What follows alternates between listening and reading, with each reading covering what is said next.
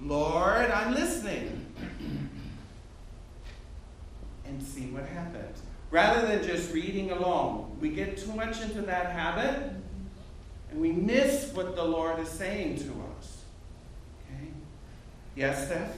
I see that. Yeah, I wanted to say that's partially true but partially not true, right? Because when the Pope was speaking ex cathedra, right? Mm-hmm. And he makes a statement, even though that's, yes, I understand, like, Jesus was the last person to speak, but he's speaking through the Holy Father. But it's not new revelation. It's a clarification of revelation already given. Well, then how do you explain it? So, for example, the Immaculate Conception was always there. We just didn't fully understand it in the way that we can speak about it now. But you can trace it all the way back to the beginning. Same thing with the Assumption. It was a belief understood from the beginning. We probably were not able to speak of it in the same way as we do now, because when it was defined, now we have better words, better language for it. And you'd say, well, I don't know about that. Well, think about it, my evangelical friends. Did the early apostles have a full understanding of the Trinity? No. Did they believe in the Trinity? Yes. And you can see that in the writings of the New Testament. But did they have the language of consubstantial with the Father and all of that stuff? No, that came later as we reflect on the revelation given to us. Does that make sense? This is very important because one of the criticisms of the Catholic Church by non-Catholic Christians is that you're inventing things. You invent purgatory, you invent indulgences, you invent Mary's Assumption, and then you say it's dogma. We don't invent anything. The Holy Father has no power to create new doctrines. Let's make that very clear. What he has the power to do when he speaks infallibly is to clarify for the faithful what is true and what is not. But truth has always been a part of the faith. Otherwise, what Jude wrote to us is wrong. The faith wasn't once given for all the saints. And that also means that Christians in the 3rd century missed out on a truth that we have today. Okay, that does not make sense. Truth is truth and it doesn't change. It may be in nascent form. It may be in a proto-form that takes time to tease out and give theological language to, but it was always there. Yeah, but what about like the saints? Like, for example, like when some of them saw like apparitions, or like when was it Faustina? Fatima, when she did the Divine Mercy, right? That's Faustina. Okay, Faustina.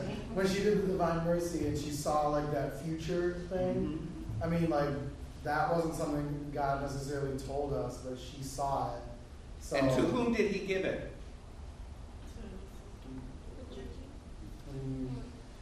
You're right.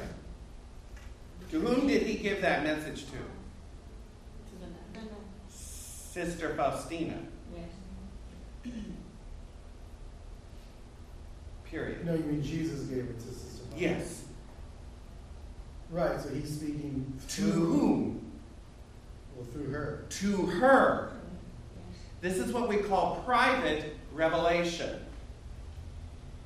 Private revelation is different than public revelation. Public revelation is meant for the entire church and was given by Jesus Christ. And there is no more revelation given. Revelation meaning knowledge or information, truth, by which we need to know and be saved and sanctified. Could we live our entire lives and never pray the rosary? Yes, because there were centuries when there wasn't a rosary. Did those Christians are saved as much as we are? What is the rosary? It's a private devotion. It's a powerful one. What about the Chaplet of Mercy? Can we live our whole lives and never pray that prayer or have devotion to it? Yes. And still be saved? Yes. Why? That's a private devotion. It's a private revelation. It's a private devotion. Do you understand the difference? So that when you're saying there's no further revelation, you mean there's no public further revelation? Correct. There's no public further revelation, but there's plenty of private revelation. Now the question is, which of these private revelations can we accept? Right. Because some of them have very public displays, like Fatima. I mean, 70,000 people seeing the sun dance. I mean, that's a very public thing.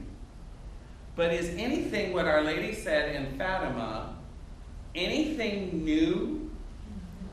No, absolutely not. Can you not believe in Fatima and still go to heaven? Yes. You don't need it for salvation.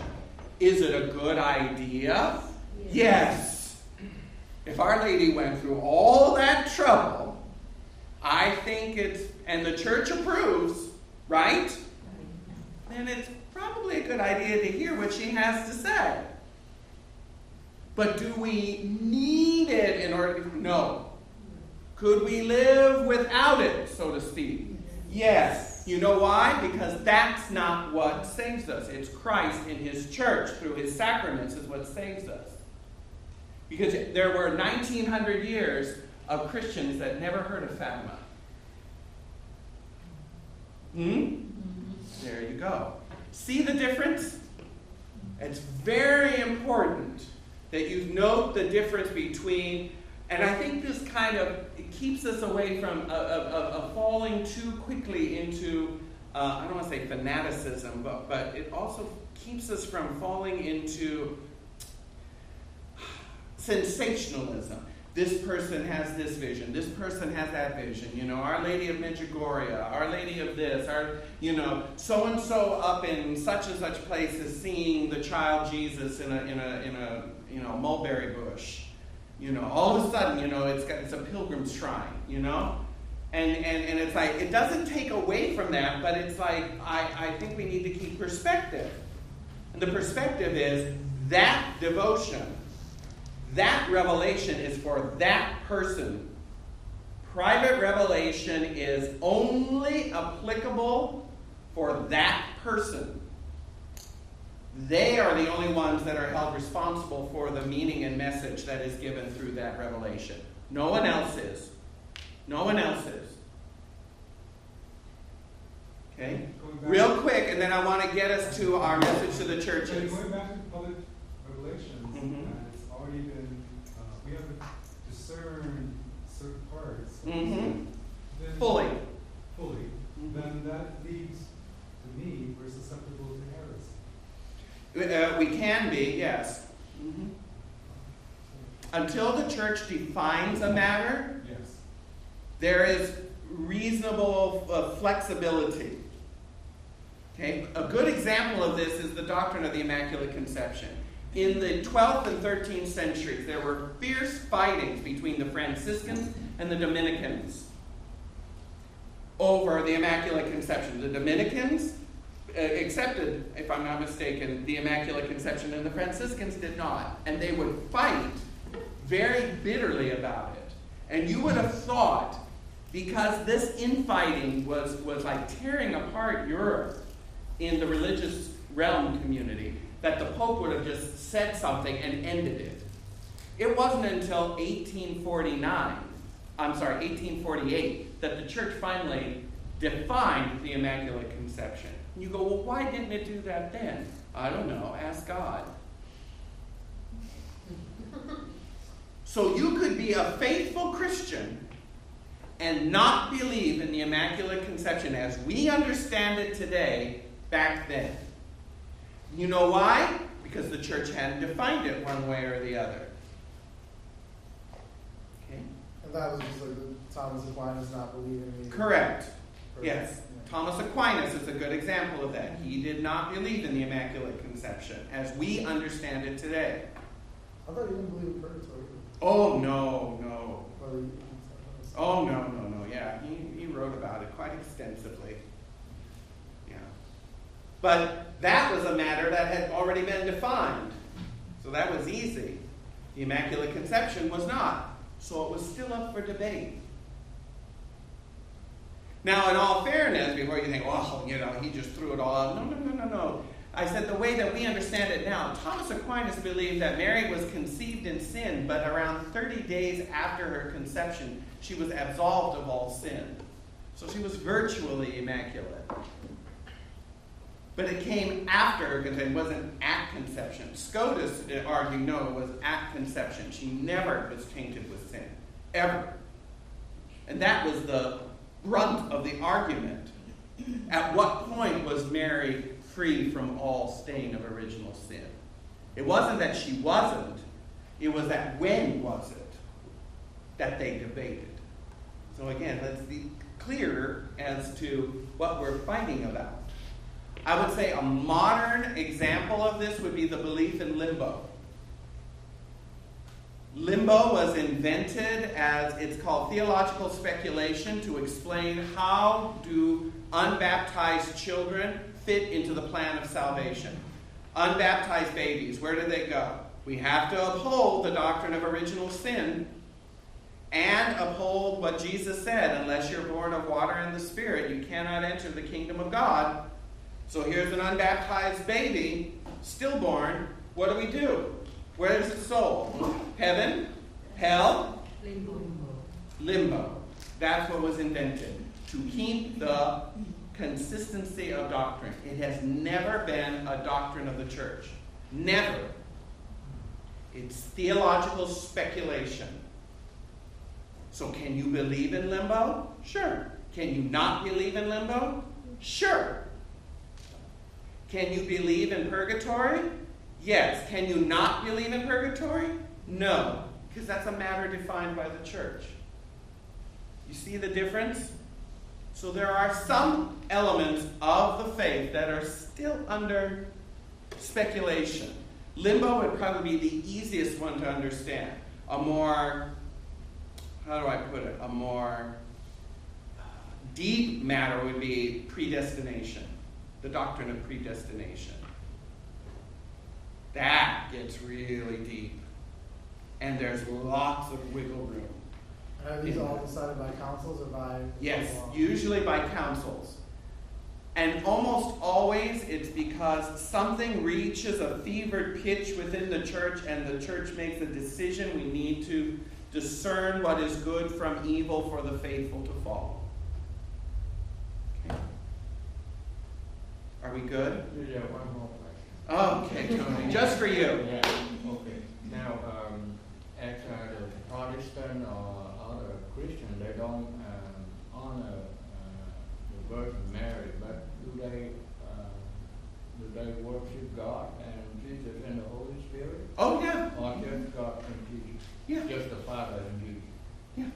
Holy Spirit too? Yeah. So Oh, that's yeah. Trinity, they believe in Trinity? Oh, yes. Yes. Non-Catholic Christians, for the most part, believe in the Trinity, believe in the divinity of Christ. They believe in his two natures. They believe in the scriptures. They believe in heaven. They believe in hell. They believe in justification by faith. I mean, there's a lot that we share in common with non-Catholic Christians.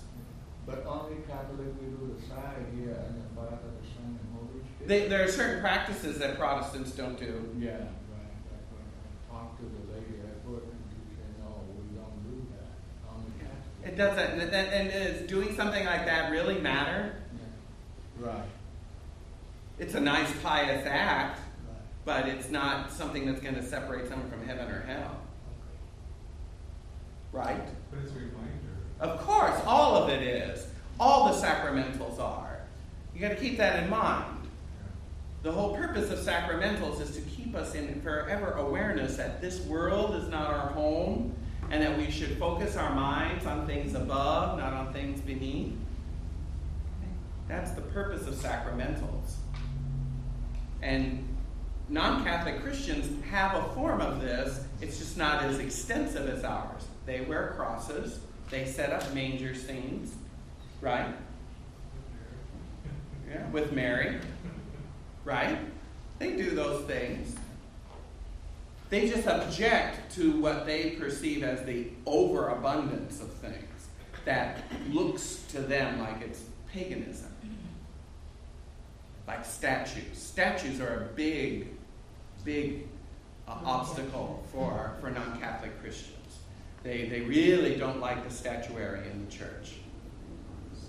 They just think of it as a very objectionable, especially when they see people kneeling in front of them and praying the rosary in front of images of Mary. It just seems like it's wrong.